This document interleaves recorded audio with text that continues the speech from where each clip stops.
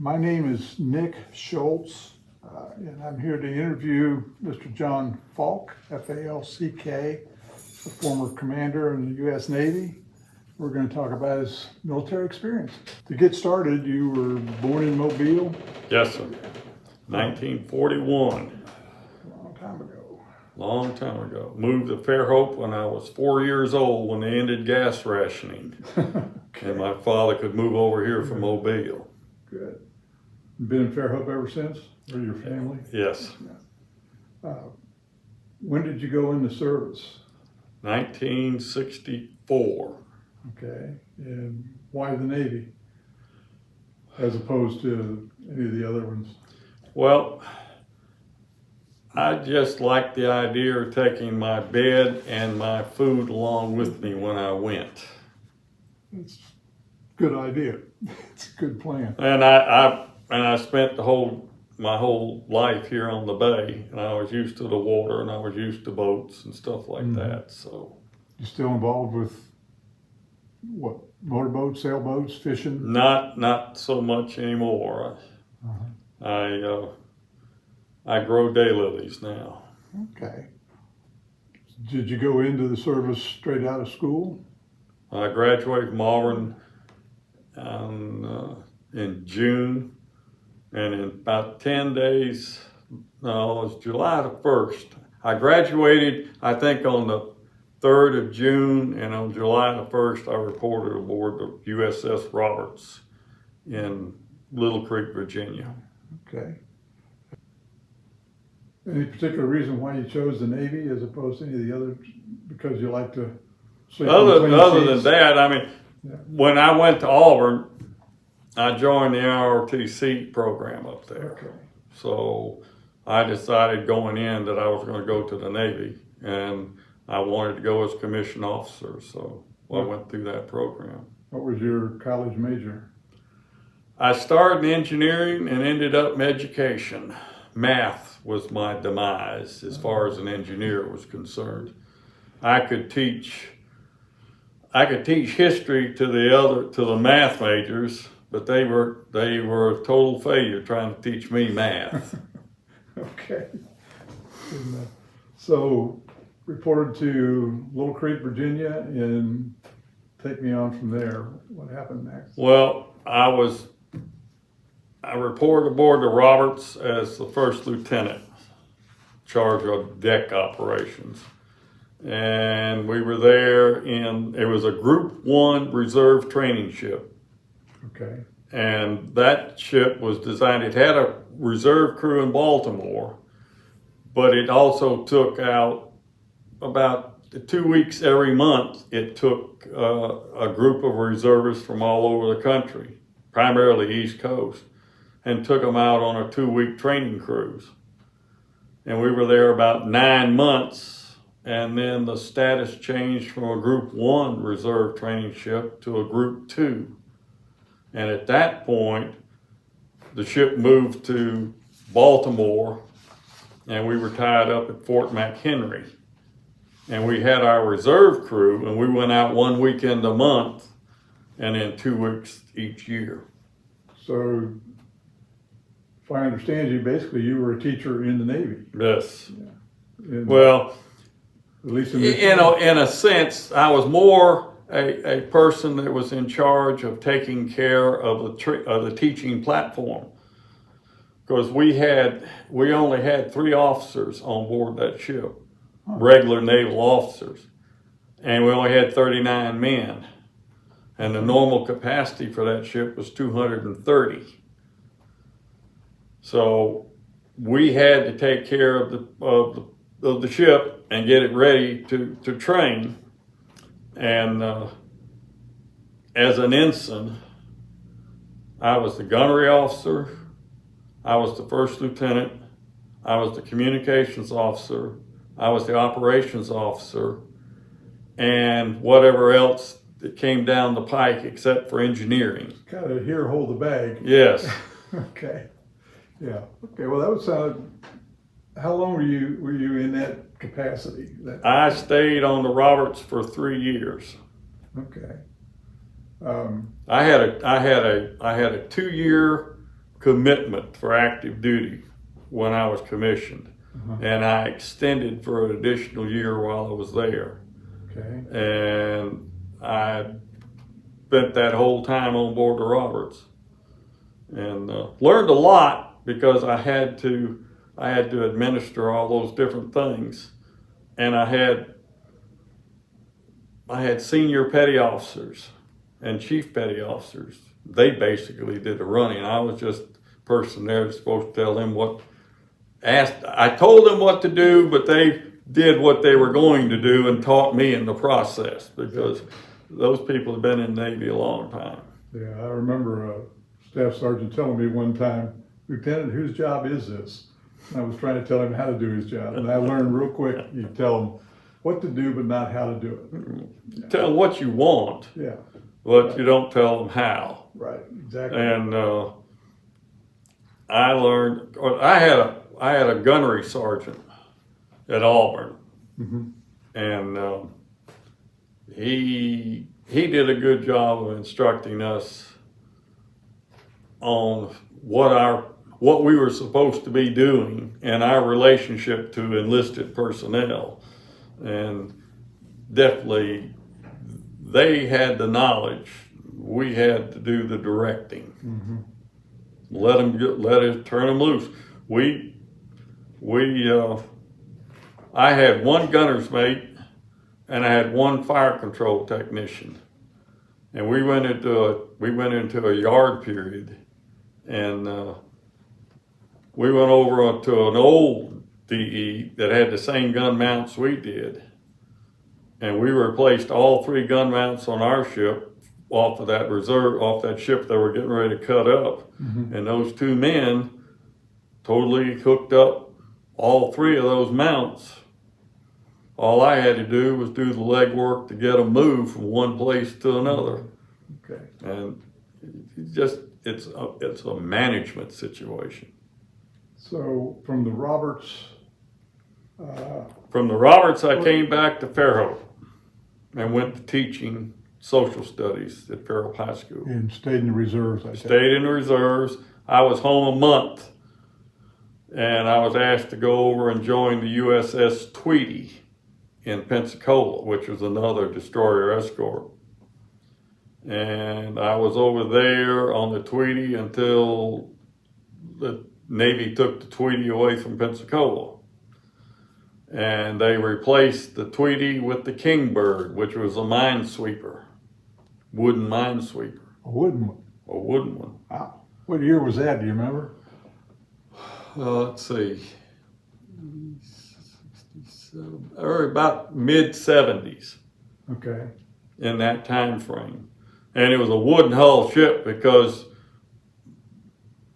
trying to keep from magnetic mines. That makes sense. But it's a lot smaller. It's a lot smaller vessel than I was used to.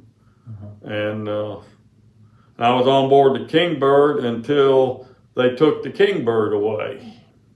And it's wisdom, the Navy moves things around and things are there for a while, and then they decide it's not important anymore and they move them. And then I was in a couple of miscellaneous units, and then I went to what is called the MIUW, which is a Mobile Inshore Warfare Unit. And we were designed and set up with the thing we were to move into, like if there was a harbor, we'd move in, provide defenses for the harbor, set up. We are totally mobile. We could move around all over the place.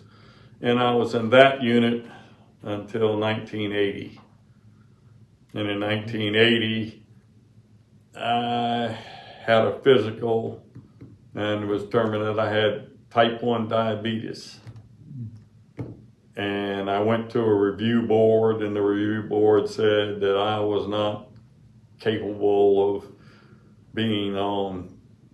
going active if we had to go active.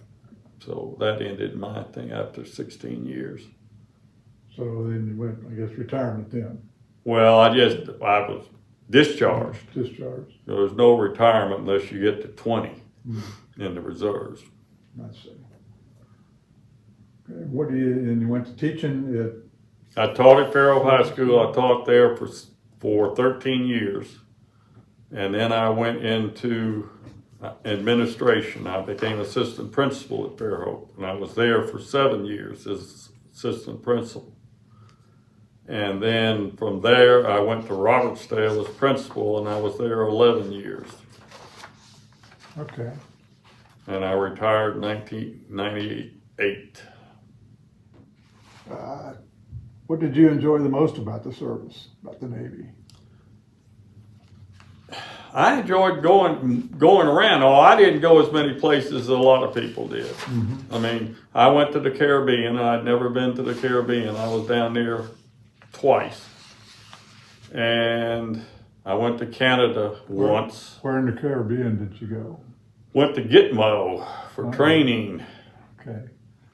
And then we went on the Liberty weekend in that 2-week period of time, went to Montego Bay in Jamaica. But Gitmo was interesting. I bet it was. Tell me about it. What did you do when you got to Gitmo, and how long were you there? We were there, time to go to transit, we were there probably for about 7 days each time. But you couldn't do anything. I mean, it was basically a barren place. I mean, there was a Navy base there, but you couldn't go anywhere. And they didn't want you anywhere near the fence, any of that kind of stuff. Yeah. And you were on constant alert in case the Cubans decided they were going to do something. And you were also, when you went out, you were on alert for Russian submarines. Okay, and the time frame was that would have been late 70s? Late 70s. Yeah. Okay, not that far removed from the Cuban Missile Crisis. No, it's not on top of it. We only saw what we believed to be a Russian submarine one time, and all we saw was the scope. Oh, okay. And we watched it run away. But we did. The vessel, the Roberts, was a diesel electric. It had the same type of engineering plant that the World War II submarines had. And we couldn't get up with about 21 knots, so that thing just ran away. And we ran across a couple of, I don't know what you would really classify them as, trawlers, Russian trawlers out there with all their antennas. And we played circles with them, ran around them a couple of times. They always tried to keep one side of the vessel away from us so we couldn't get pictures of things. But other than that, I had a very calm and relaxed active duty, unlike a lot of my compatriots that went to Vietnam. Was there any chance you would go to Vietnam? I guess there was always a chance when you're in the reserves, but I almost went. Well, I can't say that in my estimation, that's where I would have ended up.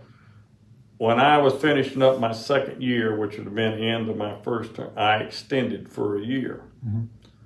And BUPERS called my officer in charge on the Roberts and said they wanted me to go and be an instructor in Combat Information Center on the West Coast. And my officer in charge told him, he said, well, he's got less than 12 months. If you move him out there, you're going to have to move him and his wife out there, and then you're going to turn right around and move him back. Then they said, well, then we just sent you a new ensign. We want him back. Well, when the orders came for the new ensign, it was to the West Coast, but it was Okinawa. Okay. So the first tin can that came by that needed another officer to go to Yankee Station to plane guard, that's where he ended up. I personally, and just my own personal thoughts, I would not have gone to another destroyer out there. I had experience with diesel, which is what the boats were, the swift boats using, and the boats on the Mekong River. I had gunnery experience, I had ops experience, I had communications experience. It's like, call on me. Yes, and I, in my opinion, for whatever that's worth, I would have gone to the Mekong River, to the Navy groups there. Yeah. Now, that's, like I said, that's subjection on my part. But other than that, I had probably as calm a period of time as you could have during that time in American history. I never had to fire a shot in anger. Had a lot of excitement. I was in a collision at sea in the Chesapeake Bay. Really? Collided with what? SO tanker. Oh, it caused an oil spill? No, Good. that thing was loaded with asphalt. Oh, okay. And we had come in, we had been operating that weekend with the reserve crew, and we'd been out off of the Virginia Cape Sop area. And they had one of those storms like they have up there. And there was snow and there was ice. You went out on the main deck and the spray hit you and it froze. Wow. And we came back in about midnight, and we met that tanker on a turning. He cut a corner and we had to get out of his way. And he just grazed us, knocked everybody in the stern of the ship out of their racks. And scary, but it was interesting because I didn't do anything after that. From the time that happened, I was down in the communications room sending messages.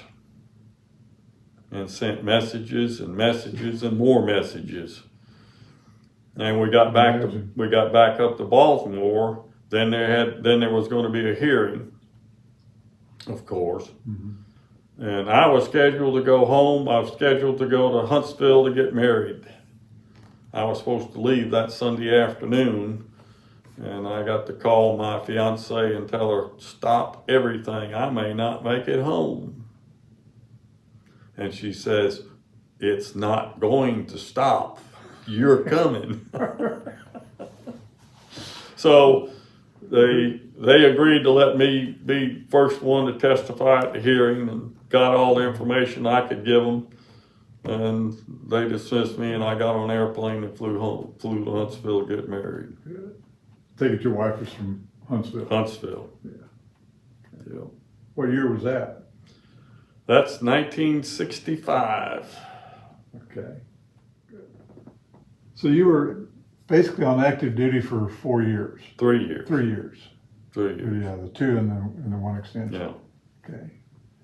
And the rest of the time was reserve. The rest of the time was what they classified as active reserve. Okay. Effect you think the military had on your subsequent life? I mean, how did it affect your outlook and your attitudes and that kind of thing? Well, I think the fact that I was given a variety of responsibilities when I was on the Roberts. As a fairly young... As a very young person. I never would have gotten that at that age in civilian thing. I got to learn how to deal with people. People that were responsible to me, and that came into play later when I was a school administrator and also a teacher because of the student-teacher relationship. And it broadened my knowledge a good bit because, like I said, I did a lot of different things, worked with a lot of different things. And I think it helped me mature a lot faster than I would have ordinarily. And it was done without being in a combat situation, which I think causes people to grow up even a whole lot faster than I had to deal with it. Did you rub shoulders with many combat vets? Quite a few. Mostly enlisted? Most of them were reserve officers after I got off of active duty that had served, most of them having served in Vietnam. And then I lost about, I think, 5 classmates in Vietnam that were flyers on the fires on the carriers. Okay, yeah, I remember reading about some of those. Yeah, they had one of the carriers had a big fire forward, and the berthing area for the officers. One of the berthing areas for officers was forward, and I lost 2 of my Auburn classmates there. Okay. And then I had a brother-in-law that served in Vietnam. He was an Army pilot. And in the units, a couple of units, there were some enlisted they were at MIUW. We had a lot of former Seabees, and some of them had been over there. Okay. And and I got a friend now that was in the Marine Corps over there, and and the reason I even bring this thing up is one of the problems that a lot of vets have is record keeping, records that were kept. And this friend of mine was over there. He did 2 tours in Vietnam. And I guess about 10 years ago, he started getting some skin cancers. And he went to the VA, and they said they had no record of him. He said he'd been to Vietnam. They said he had no record of him being in Vietnam. It wasn't on his DD-214? No. Wasn't on his DD-214. It wasn't anywhere in his regular jacket. They went and looked up his medical records, and they found out that he had been in Vietnam because he had been treated for severe sunburn at Da Nang in the hospital.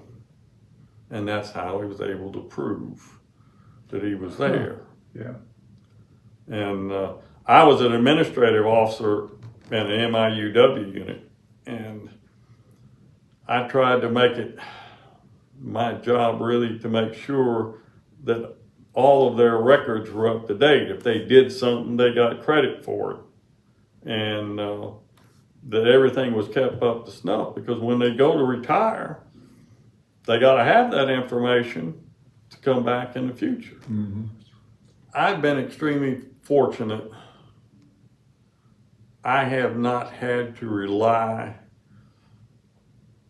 on VA benefits beyond using GI Bill of Rights to go to school. Mm-hmm. I went and got my master's degree and certification in administration. I did that on the GI Bill. Yeah. But I've had excellent health insurance as an educator. Mm-hmm. So I hadn't had to go to the VA for medical care. Yeah. And a lot of people have problems, and they shouldn't have problems. They stepped forward and went and served, and that shouldn't be a problem. It should be, how can I help you, and no runaround. Yeah, I agree.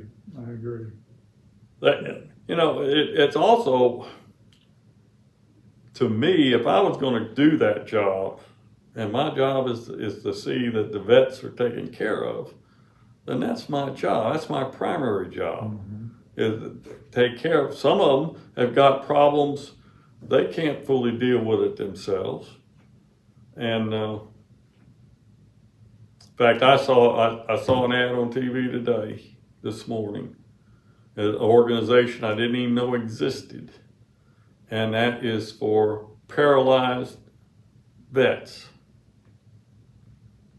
And it's a group that helps them deal with being paralyzed. It provides them the service and gives them opportunities and training and all kind of stuff. And I'd never heard of it. And it's not, it works with the VA, but it's an outside organization like Wounded Warriors and other things like that. But I just think that those men and women deserve to be taken care of. I agree. I just think that we need to have more people to go into the service and to learn how to do what's right, learn, be responsible for this country, be proud of this country, and be willing to defend this country. I couldn't agree with you more. I can see why you could probably pretty good at what you did as a teacher, if you can get that kind of an attitude across to the students. Well, I tried to do that when I was teaching social studies, because I taught government, I taught economics, I taught American history, I taught world history, and I enjoyed that. When did you retire from teaching? I assume you retired. Yeah, I retired in 1998. I retired from Robertsdale High School as principal over there. Okay. And I've had 23 years of good time. I've enjoyed my retirement. Anything in particular hobbies that you pursued while you were retired? Like I said earlier, I grow daylilies. Okay. My wife and I,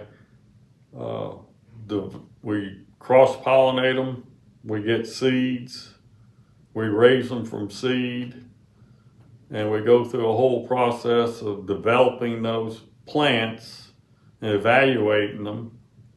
And after about 5 years, then we introduce them into the commercial market. Okay. That's interesting. It takes 5 years from the time I plant a seed till I'm ready to say that this is of quality enough to be put onto the market. I take it you have some acreage then where you can... Our house is located on 4.7 acres, about a mile east of Walmart on Lawrence Road. Okay. And the thing is, with growing the daylilies, when we cross-pollinate them, we get a seed pod. We do not know what we're going to get. And then you have to wait anywhere from 9 months to 12 months to see what you're going to get. But when I go out there, when they start blooming, I'm the only one on this earth that has that exact plant, because they're all hybrids. That's interesting. That's really Get to see what the good Lord brought you. In regards to your military career, if you had anything to do over again, any changes you'd make, any major changes? No, I can't say regrets? what I think I'd still go back I would have gone into the Navy. I just would have done whatever they sent me to do. But like I said earlier, I just think it's important that young people get military training. I think it's very important. Some of them do not have a good experience. No, that's true. But if you go in with the right attitude, and I think it's a lot better now in the sense that it's all volunteer. I mean, the draft was in place when I was in college. Were you looking at the draft board on your back? Oh, I wasn't. I expected to be drafted because the war was on. Yeah. I just decided that if I was going to do it, I was going to do it as a leader, not do it on your terms. Do it on my terms, as much as you have any control over that. Good. Is there anything you'd like to add that we haven't covered? I don't think so, other than the fact it's it was good to leave Fairhope and go into the service, but it was even better to come back to Fairhope. Couldn't agree more. Yeah.